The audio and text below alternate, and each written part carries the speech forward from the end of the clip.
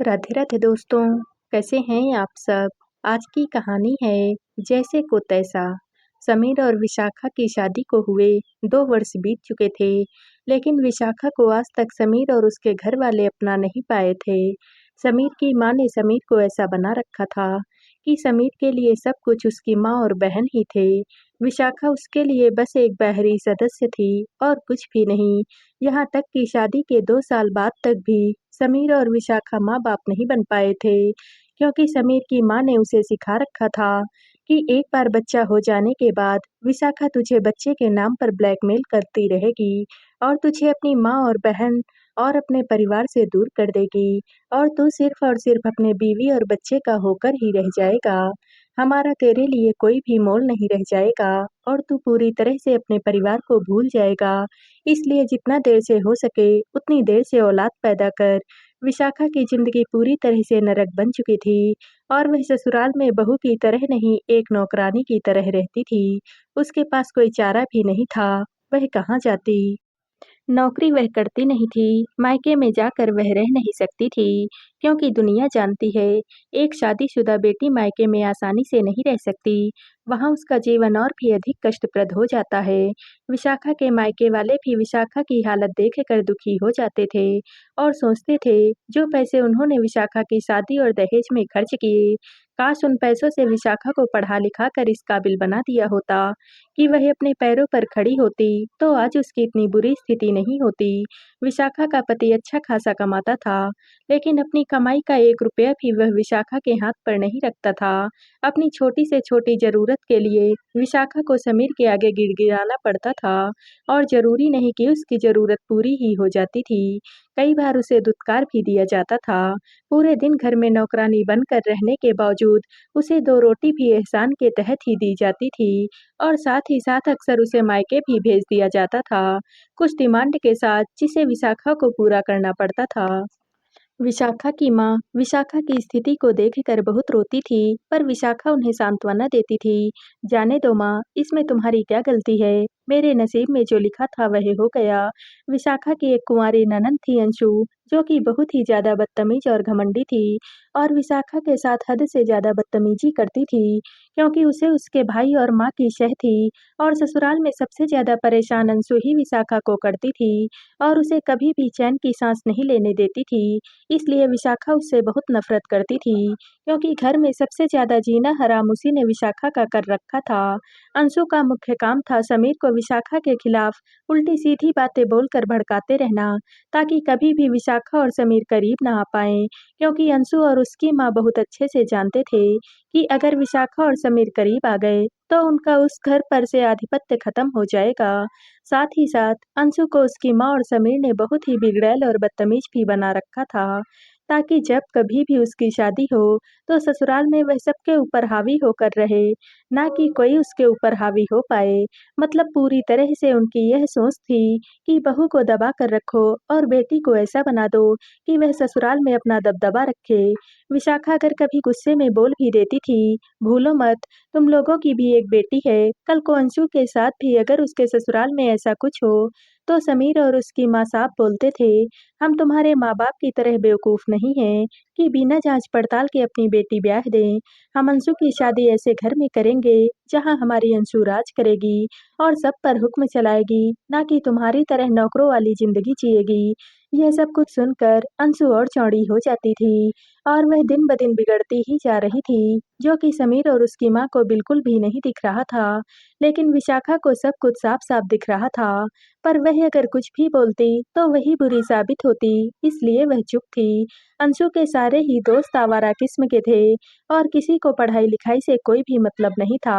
अंशु झूठ बोलकर घर से पढ़ाई के नाम पर पैसे ले लेती थी और उन पैसों से क्लब में जाकर पार्टियां किया करती थी और शराब और सिगरेट भी पीती थी।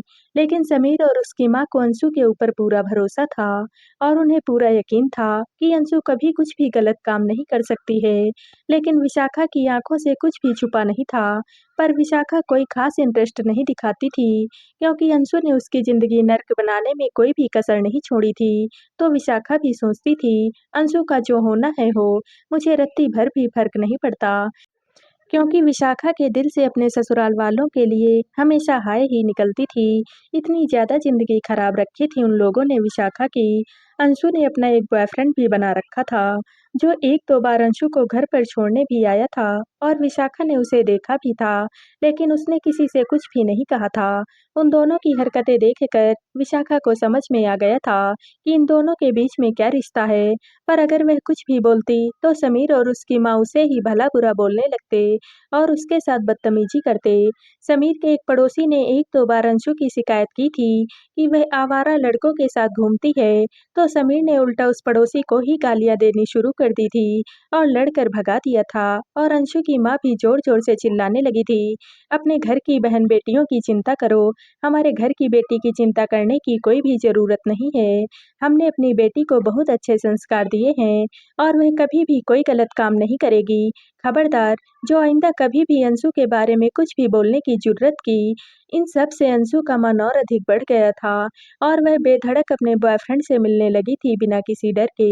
उधर विशाखा के मायके में विशाखा के भाई की बहुत अच्छे सरकारी अफसर के पद पर नियुक्ति हो गई थी, जिससे विशाखा के मायके में सब लोग बहुत खुश थे और विशाखा भी बहुत खुश थी और अब उसके भाई की शादी खोजी जा रही थी। इधर अंशु की भी शादी की उम्र हो चुकी थी, लेकिन अंशु तो पढ़ाई-लिखाई छोड़कर किसी और लफड़े में फंसी हुई थी, जिसका अंजाम जल्दी ही सामने आने वाला था। एक दिन सुबह-सुबह अंशु बहुत उल्टियाँ कर रही थी और उसकी माँ को समझते देर नहीं लगी कि अंशु पेट से है और उन्होंने अंशु को 2-4 थप्पड़ लगाए और बोली, "शर्म नहीं आई तुझे ऐसा काम करते हुए? नाक कटा कर रख दी है तूने हमारी, हमारे भरोसे का यही सिला दिया है तूने।"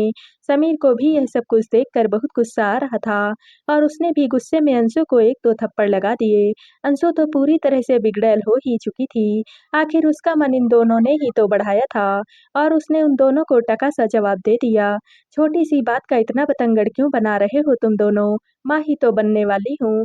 कौन-सा बड़ा-सा तूफ़ान आ गया है? हर लड़की माँ बनती है।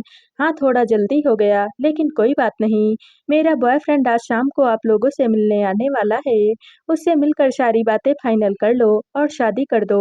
इसमें टेंशन वाली कौन-सी बात है?" सुनकर समीर और उसकी माँ हैरान हो गए। अंशु इतनी निर्लज्ज कैसे हो सकती है? खैर वह लोग अब क्या ही कर सकते थे, आखिर अंशु को बढ़ावा तो उन लोगों ने ही दिया था। यह सब कुछ देखकर विशाखा के दिल को पता नहीं क्यों बहुत सुकून मिल रहा था। शाम को अंशु का बॉयफ्रेंड उनसे मिलने के लिए घर पर आया। मुंह में पूरा पान मसाला भरा हुआ था, काम-धाम कुछ करता नहीं था, सड़क छाप गुंडा था और गुंडागर्दी करके ही पैसे कमाता था। माँ-बाप का कोई भी पता ठिकाना नहीं था, बोलने की बिल्कुल भी तमीज़ नहीं थी। उसे देखते ही समीर को बहुत गुस्सा आ गया और उसने उसे धक्के मारकर बाहर निकाल दिया और अंशु से बोला, "तूने सोच भी कैसे लिया? मैं इस सड़क छाप गुंडे से तेरी शादी कर दूँगा।" तो अंशु ने बोला, "क्योंकि आप लोगों के पास और कोई दूसरा रास्ता भी नहीं है और जब मैं उसे पसंद करती हूँ, तो आप लोगों को क्या ही दिक्कत है? शादी तो मैं उसी से करूँगी।" इतना कहकर अंशु वहाँ से चली गई। समीर और उसकी माँ को कुछ भी समझ में नहीं आ रहा था कि वह क्या करे। यह कैसे लड़के को अंशु ने उनके सामने लाकर खड़ा कर दिया था। समीर ने चिल्लाकर बोला, "कान खोल कर सुन ले, अंशु इस गुंडे से तेरी शादी कभी भी नहीं होगी। तू क्या चाहती है? जैसे हम लोग विशाखा और उसके मायके वालों को परेशान करते रहते हैं और उनके ऊपर पूरा दबदबा रखते हैं, कल को यह सड़क छाप गुंडा भी तेरे साथ ऐसा ही कुछ करे और हम उसके आगे मजबूर हो जाएं, ऐसा कभी भी नहीं होगा।" अंशु ने बोला, "आपके पास और कोई दूसरा रास्ता बचा है क्या?" इतना कहकर वह जोर-जोर से हँसने लगी और समीर और उसकी माँ एक दूसरे का मुँह देख रहे थे। कितनी निर्लज्ज हो चुकी थी अंशु, लेकिन विशाखा को यह सब कुछ देखकर बहुत ही सुकून मिल रहा था और वह ईश्वर का शुक्रिया अदा कर रही थी, उसे यह सुकून देने के लिए।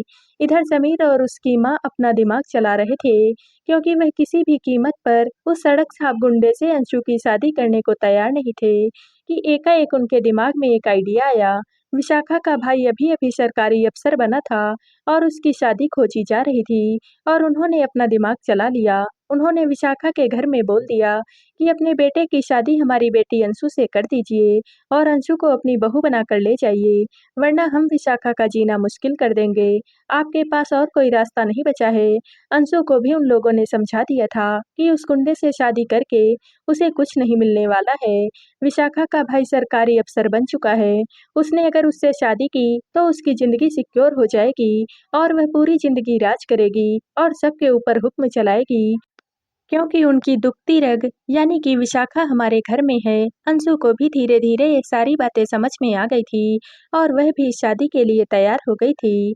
समीर और उसके माँ ने विशाखा के मायके में फोन करके अंशु की उसके भाई से शादी जबरदस्ती पक्की करवा ली थी। उन्हें मजबूर करके और विशाखा के नाम से ब्लैकमेल करके अंशु की प्रेगनेंसी वाली बात बहुत चालाकी से उन लोगों ने विशाखा के मायके वालों से छुपा ली थी। लेकिन विशाखा तो सब कुछ जानती थी और उसे अंशु का स्वभाव भी बहुत अच्छे से पता था। उसने भी सोच लिया था, चाहे कुछ भी हो जाए, किसी और का पाप अपने भाई के सर पर नहीं मरने देगी। उसकी ज़िंदगी तो नरक हो ही चुकी है, वह अपने भाई की ज़िंदगी में अंशु जैसी लड़की लाकर उसकी ज़िंदगी नरक नहीं बनने देगी और इसके लिए वह कुछ भी करेगी। विशाखा ने ठान लिया था, वह कुछ भी करके यह शादी रोकेगी। एक दिन मौका पाकर विशाखा ने अंशु का फ़ोन ले लिया। अंशु गहरी नींद में सो रही थी। विशाखा ने अंशु का फिंगरप्रिंट लगाकर उसका मोबाइल अनलॉक कर लिया और उसके फ़ोन को चेक करने लगी और संजोग से उसके फ़ोन में विशाखा के काम की एक वीडियो मिल गई और विशाखा ने जल्दी से वह वीडियो अपने फ़ोन में ट्रांसफ़र कर ली और फिर अंशु के फ़ोन से ट्रांसफ़र की गई वीडियो को तुरंत डिलीट कर दिया ताकि अंशु को कुछ भी पता ना चले कि विशाखा ने उसका फ़ोन छेड़ा है। वीडियो में अंशु अपने बॉयफ्रेंड के साथ आपत्तिजनक अवस्था में थी। विशाखा को भी बहुत अच्छे से पता था कि वह वीडियो किसी भी शरीफ घर में देखा नहीं जा सकता और ना ही ऐसी लड़की को कोई अपनी बहू बनाएगा। विशाखा ने वह वीडियो अपनी एक फ्रेंड को ट्रांसफ़र कर दी क्योंकि उसे पता था उसके फ़ोन में वह वीडियो सेफ नहीं है। और साथ ही साथ अपनी फ्रेंड से यह भी बोल दिया कि तुम इस वीडियो को बहुत संभाल कर रखना, मुझे इसकी बहुत ज़रूरत है। लेकिन हाँ, यह मेरे घर की इज्जत की बात है, तो तुमसे रिक्वेस्ट है, यह वीडियो तुम्हारे फ़ोन से कहीं भी लीक नहीं होनी चाहिए। मुझे तुम्हारे ऊपर पूरा भरोसा है कि तुम मेरे घर की इज्जत को तार-तार नहीं होने दोगी और इस भरोसे के साथ मैंने यह वीडियो तुम्हें भेजी है। विशाखा को अपनी उस फ्रेंड पर पूरा यकीन था। विशाखा को पता था उसकी फ्रेंड मरते मर जाएगी, लेकिन वह वीडियो किसी को भी नहीं दिखाएगी। अब विशाखा ने खुलकर समीर और अपनी सास से बोल दिया कि वह किसी और का पाप अपने भाई के सर पर मरने नहीं देगी और अंशु की शादी किसी भी कीमत पर अपने भाई से नहीं होने देगी। इस पर अंशु जोर-जोर से हंसने लगी और बोली, इतनी तुम्हारी औकात ही कहाँ है कि तुम यह शादी रोक सको? मैं तो हर हाल में तुम्हारी भाभी बनकर रहूंगी और तुम लोगों के पास कोई दूसरा चारा भी नहीं है। क्या तुम्हारे मायके वालों को अपनी बेटी की खुशियाँ प्यारी नहीं हैं? क्या तुम्हारे भाई को अपने बहन की खुशियाँ प्यारी नहीं हैं? जो वह मुझसे शादी के लिए इनकार करेगा, उसे हर हाल में मुझसे शादी करनी ही पड़ेगी। यह सब कुछ सुनकर विशाखा जोर-जोर से हँसने लगी, तो इस पर समीर ने बोला, लगता है जो तुम्हारी भाभी बन जाएगी, इस सदमे से तुम पागल हो गई हो। तो विशाखा ने भी बोला, पागल मैं नहीं हो गई हूँ, पागल तो तुम लोग हो गए हो और मैंने ऐसा कुछ कर दिया है कि अब अंशु को अपने बॉयफ्रेंड उस आवारा लड़के से शादी करने के अलावा कोई रास्ता नहीं बचा है, क्योंकि मेरे भाई से तो मैं इस लड़की की शादी कभी भी नहीं होने दूंगी और उसका इंतजाम भी मैंने कर लिया है। विशाखा ने अपने फ़ोन में अंशु की वह अश्लील वीडियो सबको दिखा दी, जिसे देखकर समीर और उसकी माँ हैरान रह गए और समीर ने गुस्से में विशाखा के हाथ से उसका फ़ोन छीन लिया और पटक कर उसे तोड़ भी दिया और बोला, तुम्हें शर्म नहीं आती इस तरह की वीडियो अपने फ़ोन में चलाते हुए? विशाखा ने बोला, अच्छा, मुझे शर्म आनी चाहिए इस तरह की वीडियो अपने फ़ोन में चलाते हुए और तुम्हारी इस कुंवारी बहन को शर्म नहीं आई ये सब कुछ करते हुए? इतना कहकर विशाखा फिर हंसने लगी। इस पर समीर भी हंसने लगा और बोला, लेकिन अब तो तुम्हारा फ़ोन टूट गया, अब कहाँ से लाओगी वह वीडियो? विशाखा ने बोला, इतने दिनों से मैं तुम लोगों के साथ रहती हूँ, तो इतनी शातिर तो मैं भी हो गई हूँ। मैंने पहले ही वह वीडियो एक सुरक्षित जगह पर पहुँचा दिया है और जब चाहूँ वह वीडियो मैं मंगवा सकती हूँ। अब चुपचाप मेरे मम्मी-पापा को फ़ोन करके मेरे भाई से शादी के लिए मना कर दो। वरना मैं अब किसी भी हद तक जा सकती हूँ अपने भाई की ज़िंदगी बर्बाद होने से बचाने के लिए। अंशु की वीडियो लीक करने से भी पीछे नहीं हटूँगी। तुम्हें अपनी बहन की जहाँ भी शादी करनी है, जिससे करनी है करो, लेकिन मेरे भाई से तुम्हारी बहन की शादी किसी भी कीमत पर नहीं होगी, वरना मैं अब कुछ भी कर सकती हूँ। कुछ भी मतलब कुछ भी। विशाखा की सास ने बोला, तुम इतनी घटिया हरकत कैसे कर सकती हो? विशाखा ने बोला, वैसे ही जैसे आप लोग इतने सालों में मेरे साथ इतनी नीच और घटिया हरकत कर रहे हैं, इतनी नीच और घटिया हरकत की कि मैं आज तक अपना बच्चा भी पैदा नहीं कर पाई, शादी के 2 साल बाद तक भी। और आपकी यह कुंवारी बेटी पेट में बच्चा लिए फिर रही है और उसका यह नाजायज़ बच्चा आप मेरे भाई के सर पर मरना चाहते हैं। मेरी ज़िंदगी तो आप लोगों ने नर्क बना ही दी है। अब मेरे भाई की ज़िंदगी और मेरे माँ-बाप की भी ज़िंदगी नरक बनाना चाहते हैं। यह मैं कभी भी नहीं होने दूँगी। चुपचाप से इस शादी के लिए मना करो, वरना मैं अंशु की वीडियो वायरल कर दूँगी, बिना यह सोचे कि इसका अंजाम क्या होगा। क्योंकि अब मैं पत्थर की बन चुकी हूँ, तुम लोगों के अत्याचार सहते-सहते। समीर के पास अब कोई दूसरा चारा भी नहीं था और उसने फ़ोन करके अंशु की शादी के लिए मना कर दिया। विशाखा की माँ ने विशाखा से बात की, तो विशाखा ने बोला, हाँ मम्मी, अंशु की शादी कहीं और फाइनल हो गई है और अंशु भी वहीं पर शादी करना चाहती है, इसलिए अब अंशु की शादी भैया के साथ नहीं होगी। यह सब कुछ सुनकर विशाखा के माँ-बाप और उसके भाई ने राहत की सांस ली, क्योंकि वह तो खुद नहीं चाहते थे अंशु को अपने घर की बहू बनाना। बस विशाखा की जिंदगी और अधिक खराब ना हो, इसलिए वह इस रिश्ते के लिए तैयार हुए थे। समीर के पास अब कोई भी दूसरा चारा नहीं बचा था। अंशु की शादी उस सड़क छाप गुंडे से करने के अलावा समीर और उसकी माँ अपनी आंखों के सामने अपनी प्यारी सी बेटी की जिंदगी खराब होते देख रहे थे, क्योंकि उन्हें भी पता था उस गुंडे से शादी होने के बाद अंशु की ज़िंदगी कितनी बदतर होने वाली है। और विशाखा आज ईश्वर का इंसाफ देख रही थी। जिस लड़की और उसके घरवालों ने उसकी ज़िंदगी पूरी तरह से नरक बनाई थी, रोज़ उसे तिल-तिल कर मारते थे, आज उनकी प्यारी बेटी उसी नर्क में जाने वाली थी। क्योंकि अंशु के बॉयफ्रेंड को देखकर साफ पता चल रहा था कि शादी के बाद वह अंशु का कितना ख़्याल रखेगा और उसे कैसी ज़िंदगी मिलेगी। विशाखा के दिल को बहुत सुकून मिल रहा था, यह सब कुछ देखकर, क्योंकि यही सब कुछ तो पिछले 2 सालों से वह झेल रही थी, जिसमें यह अंशु बराबर की भागीदार थी और उसने विशाखा की ज़िंदगी नरक बनाने में ज़मीन आसमान एक कर रखा था। अब उसकी ज़िंदगी भी उसी मोड़ पर आ चुकी थी, जो विशाखा को साफ दिखाई पड़ रही थी।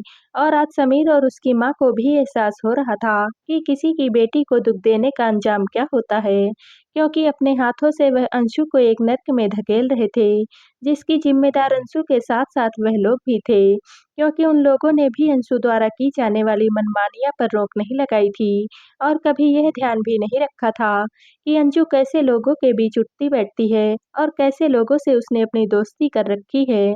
ईश्वर ने अपना इंसाफ आज कर दिया था। तो दोस्तों, आप सबको यह कहानी कैसी लगी? कमेंट करके ज़रूर बताइएगा और वीडियो को लाइक व शेयर कीजिएगा। दोस्तों, अगर आप इस चैनल पर नए हैं और अब तक आपने हमारे चैनल को सब्सक्राइब नहीं किया है, तो प्लीज़ और कहानियों से जुड़ने के लिए हमारे चैनल को सब्सक्राइब कर लीजिएगा। कल मिलते हैं एक और नई कहानी के साथ। आप सभी का बहुत-बहुत धन्यवाद।